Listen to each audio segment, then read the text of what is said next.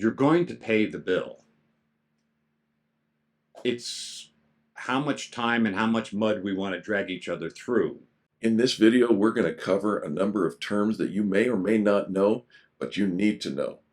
One is diminished value, the appraisal clause.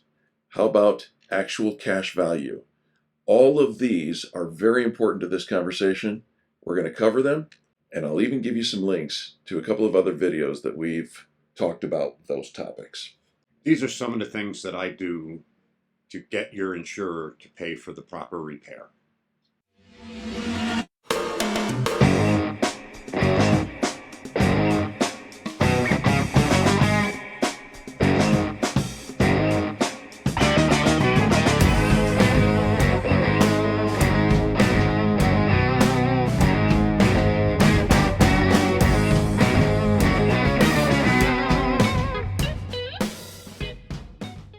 Hey everybody, welcome back. And wow, this is how we get your insurer to pay for the proper repair. Yeah, most times, depending on the insurer, it works just fine.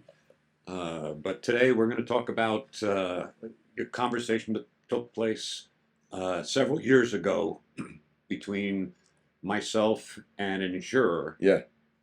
And when the insurer asked for this little get-together, I thought I was just going to be talking to this one person, but 4 people showed up. 4 people from the insurance company. Yes, so it was me and 4 people. And I was like, perfect. All right, all right. And you know, if you saw the thumbnail, you saw Rob is the you understood who is basically saying, look, this is how it's going to go. And so start the story for us, Rob. What do you got? You know, every loss is different. Yes. But there are some similarities, and there's buckets that they can be put into. And depending on the buckets is how we approach an insurer that may not be cooperative in paying for the right repairs. Are you going to break down the buckets for us? Yes, Okay. yes, I am. All right. But first, this insurer reached out to me, again, several years ago, and wanted to have a meeting with me because we were writing emails to the insurer and the guest, which we always include our guest for transparency. Of course. And those emails, they were kind of making the adjuster possibly look incompetent or, you know, something along that lines in a nice way. Well, you're looking incompetent in a nice way. I mean that in the nicest way. Yeah. They make the adjuster look incompetent because the adjuster is not playing by the same standard that you are. That is correct. And there's several levels above that adjuster. But needless to say, the person I get to deal with, or any of our people here, is the person that walks through the door. Yes.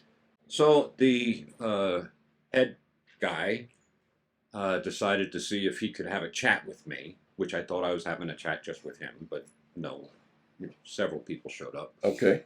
And wanted me to stop writing these emails.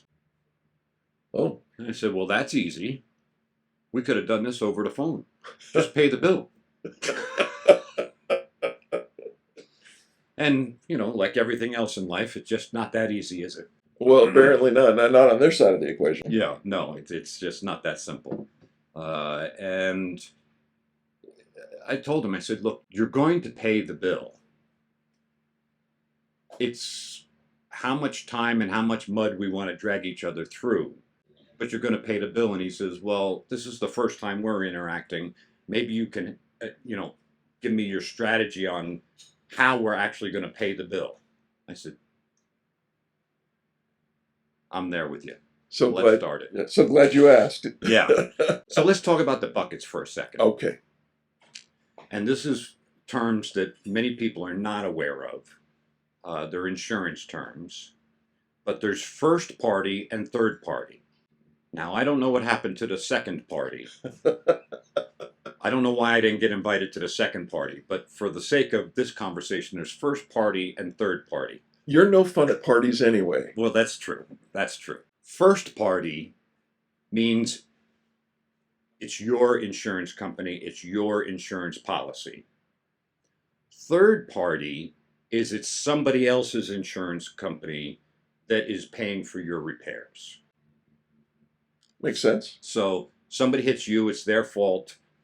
You have a choice of going through your own policy or through their policy. And depending on circumstances, which there's, several different kinds of circumstances, you have that decision to make, and you need to figure out, what's best for me and why. And maybe we'll cover that in another video. Sure. If you're going through the other person's insurance company, that's a third party claim. Okay. All right. One thing to understand is that you don't have neither of you have contractual obligations. That would only happen if you were first party going through your own insurance company. Now you have a policy that lays out what happens and when, Okay. so to speak. I asked the gentleman, I said, where would you like to start? First party, third party. Are these the two buckets? Yeah. Okay. And then there's sub buckets underneath that, but we're not going to get into that right this second. All right. So I said, well, he says, I'm shocked that you're going to tell me. He said, no, I'm going to lay it all out for you. And we're going to do the same for you. Yeah. And he said, I said, first party or third party? He says, well, let's start with first party. I said, perfect. You write an estimate, we write an estimate. There's a large gap in between the two estimates. You're not going to move off of yours. We're not moving off of ours because it's written for the proper repair. And now the guest is stuck in the middle. You're insured, my consumer is stuck in the middle as to what to do. And I'm going to advise them to invoke their appraisal clause, part of their policy, or right to appraisal. What's going to happen after that is you're going to lose. Because I've never lost an appraisal clause. So the only difference is you will now have had to spend money on an outside appraiser, and the guest will have had to have spent money on an outside appraiser to come to where we are today. Yeah. So in addition to that, you will have spent rental, possibly running your guest out of rental, and it's not a great place to be, but you're going to pay me at that point what I'm asking for today. Yes. Plus storage, perhaps. In some cases, those are different buckets. So he looks at me, because people don't use the right to appraisal as often as they probably should. Right. And it's something that is becoming more and more needed, and there are more and more people helping with these things. Yeah. We have several people that watch this channel that's what they do for a living, is help people go through their appraisal clause and get paid properly. Right. And in some states, if you win, they have to pay for the appraiser too. So to get to the same place, we've just spent time and money. Right. Which doesn't need to be spent. Right. But we're going to land up in the same place. Mm-hmm. Now, on top of all that, Yep. You as an insurer, and I know you know this very, very well, have now set yourself up for a potential bad faith claim.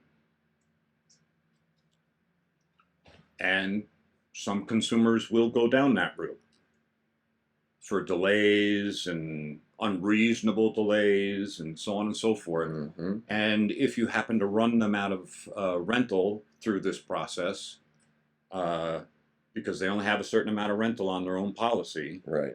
Then they may be looking to get back out-of-pocket expenses.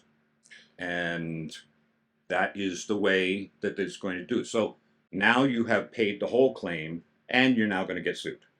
And on top, Potentially. Yeah, and on top of that, Rob, I don't know a lot about the legal I'm learning every day. terrain. Mm-hmm. But sometimes, at least in Colorado, if there is a bad faith claim filed, and if through the process of the court proceeding, the claimant wins, the insurer then is responsible to not just pay what the ask was, but 3 times. Sometimes, I'm not clear on that, and I don't know if it has to do with different, you know, what it's all about. Sure. I don't know it's more than one times Yeah. the value of the claim. This is a good point for us to say that neither Rob nor I are lawyers. And so Yeah. if you're going to go down the route of suing your insurer, understand that first of all, you're going to have to take a lot of time. Yes, it's a time killer. It is. To use the legal system. And they know that, and they figure they can outweight you and outlast you and outpay you. They will pay their lawyers lots and lots more than the money of the claim It's going to on say today. we're not paying the money of the claim. Yeah, it's going on today. But don't take our word as any kind of legal advice. That's not. No, it's not legal advice. It's experience. It's experience. And the one thing about Colorado in particular is it's very difficult to find an attorney to help you get your car fixed properly. It's very simple. If you're hurt, they will handle the personal injury claim, Right. because they can get paid. If they're just trying to help you collect the right amount of money, say there's a $4,000 difference, Right. you would spend $4,000 in legal fees to get the $4,000 if you won. Right. But if it's a bad faith claim, now legal fees can get paid through that claim. Yeah.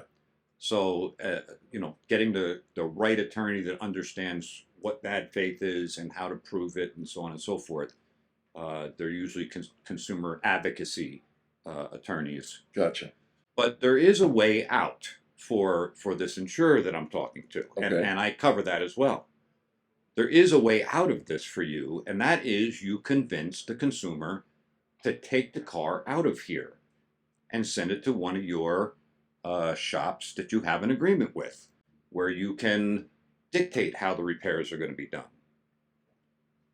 And he says, yeah, we could do that. I said, yes, you can.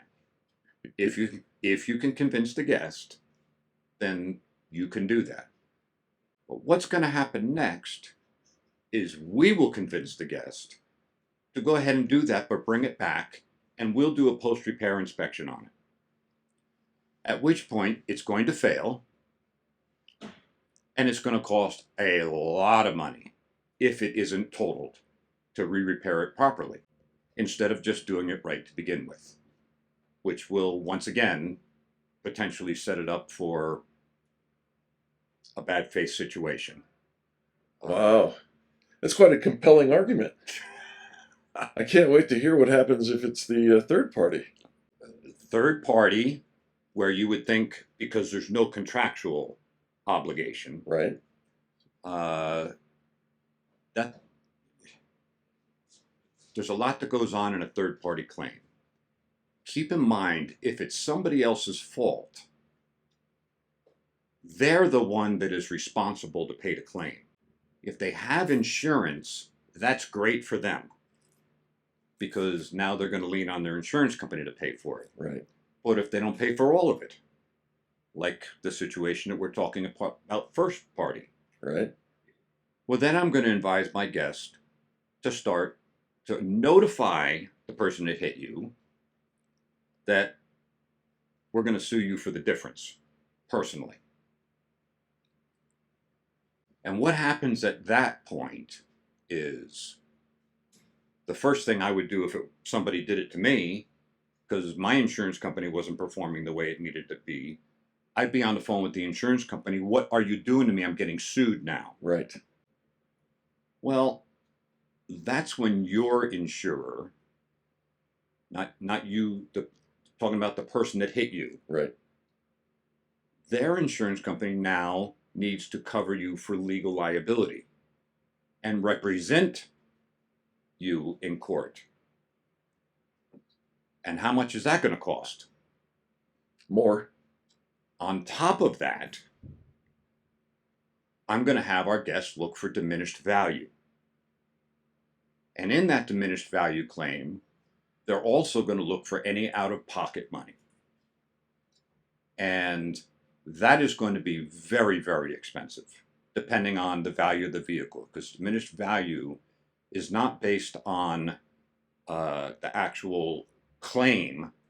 It's based on what is the car worth at the time of loss. Right.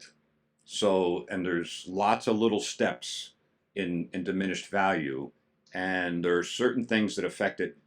Just because your car has been involved in an accident and fixed creates diminished value, because it's not worth as much as it was before the accident.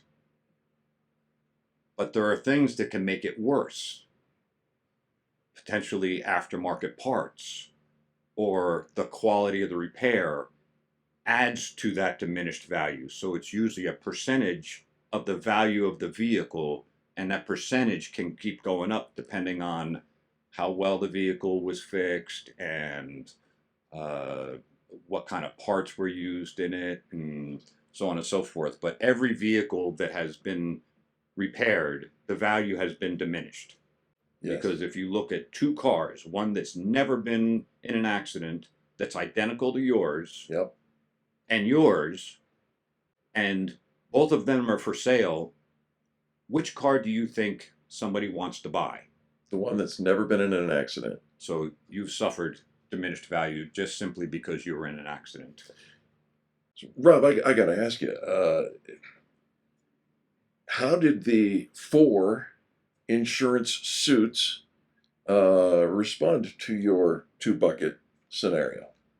Well, they were listening very intently, and there was a little bit of head nodding, so I think they were understanding. There wasn't a lot of conversation other than the thank you for spending the time with us today. I can remember very clearly that they spent at least a half hour to 45 minutes out in my parking lot talking amongst themselves. And life with that company became a lot easier, because I said, if we can close that gap and take care of this guest, then I'll stop writing those, because there'll be no need to. Right. I might even start writing supportive letters. So, it's pick your poison, I guess. Yeah. In any case, I was thinking about this the other day because, things are cyclical. So people change in management and insurance companies and all sorts of different stuff. And we find ourselves in a similar position today with a couple of companies, and we may have to revisit that whole conversation. But I wanted to get it out to you so you have some strategies in your head of things that can happen to make you whole, because that's really what this is all about. It's just giving you information that can make you whole. It's good information to have, and I want to say thank you on behalf of our viewers. If you're new around here, you know what to do. Go ahead and hit that like button. And if you haven't subscribed, why not? Let's go ahead and jump in. We appreciate each and every one of you. And if you want to chat with us live, you can do that on a Saturday morning at 9:30 a.m. That's the premiere of every single one of our little videos. And, obviously, we're here at the end of this one. And thank you for being here. But if you do want to get notified, click that little notification bell as well. That will tell you when we're about to launch another premiere. We have several people that are in the business of helping you get made whole through the appraisal clause, through diminished value, and I invite them to add color to this conversation in the comments. Yeah. And if you're watching this and in need of some of those people, you can talk to them right in there and get information. Talk to them offline. You can call me. I'll make an personal introduction. They're all great people that offer great services, and many of them have helped me get to where I am today. So it's good. Happy Saturday to you. Happy Saturday my to dear you. friends. Happy Saturday to you. God bless. Special thanks for last week's special guest. That was really great. Jack. Yep. And Jack, hope you're doing well. We miss you this week. Should just move down here and join in. If you haven't seen that video, go ahead and click it. Put it on the end screen right here. Thanks again for watching, folks. We appreciate you. We'll see you next Saturday. God bless.